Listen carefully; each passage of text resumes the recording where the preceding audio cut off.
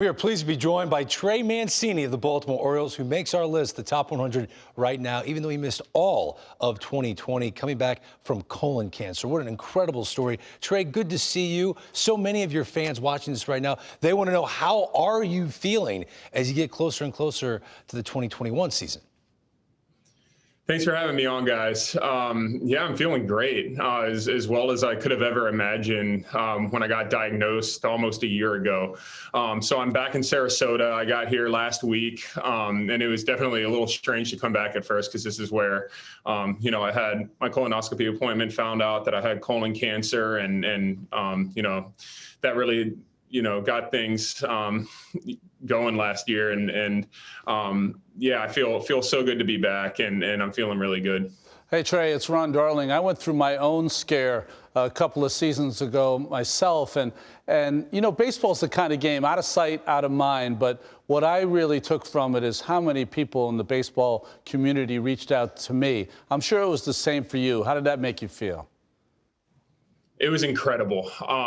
That really helped make a really tough time in my life a lot better. So many people reached out, so many players, so many front office people, and just so many people. And it was incredible to receive the support I did, and it really helped give me strength in a tough time. It was not an easy time at all. I'm not gonna lie, but getting the support of everybody, especially, all the great fans in Baltimore and my teammates, really helped me get through it. Trey, hey man, it's Sean Casey. Man, I look back to your 2019. What a great year you had, man. 35 home runs, close to 100 RBIs. But you kind of bounced around a little bit. First base, corner, outfield, maybe a little DH. Where do you see yourself coming into the 2021 season as far as what role do you want, what position do you want to play? I say it every year. I'm good to play wherever they want me to.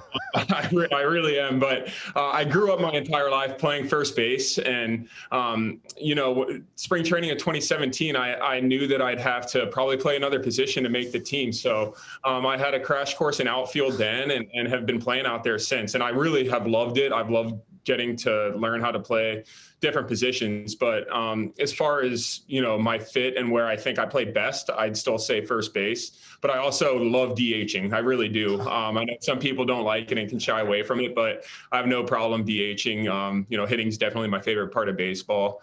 But I'd say first is probably the best for my skill set, but I also do really enjoy playing the outfield. So wherever they need me, I'll be there. That's a good answer, bro. I like that. I like that. Wherever I can get in the lineup, right? It's funny. It's amazing because you seem like the young guy the other day, like Trey Mancini, the good young Oriole, and now it seems like now you're like the veteran guy. You're not even 29. You'll be 29 in March. But there's a lot of good young players coming up in that organization, especially a guy like Adley Rutschman who's coming up. What role do you take on this spring training for some of those young kids coming up? Yeah, it's definitely strange, and it happened quickly. Yeah, I made my debut in 2016, and I was one of the youngest guys on the team. And Chance Sisco and I were talking the other day here with that. Besides CD, Chris Davis, we're the two longest tenured guys in the organization, I think, which is crazy to think about. We got drafted in 2013, so I've definitely tried to propel myself into more of a veteran presence, and I try to help guys out with whatever they need help with, whether, that be, how things run at the major league level. I've had some guys ask me questions about the 401k plan and what they should do. I wish I would have gone into finance or something in college, but I was not a finance major, but I try to give them the best advice that I can. So, whatever they need me for, I'm here for them.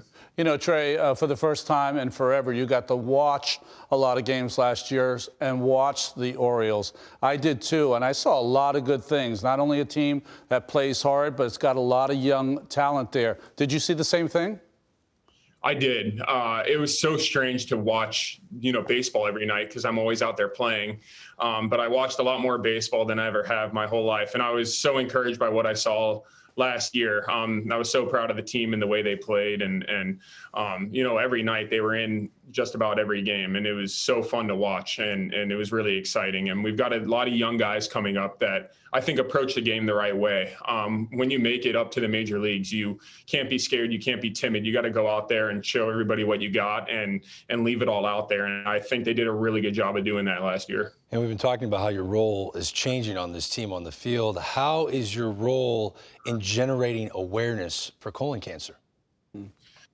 Yeah, so it's obviously become near and dear to my heart. So I recently started a foundation that my sisters and girlfriend are helping me run. And yeah, so we're just really trying to raise awareness for colon cancer. And we're doing some other things, basically any cause that we really want to get behind, we're going to do that.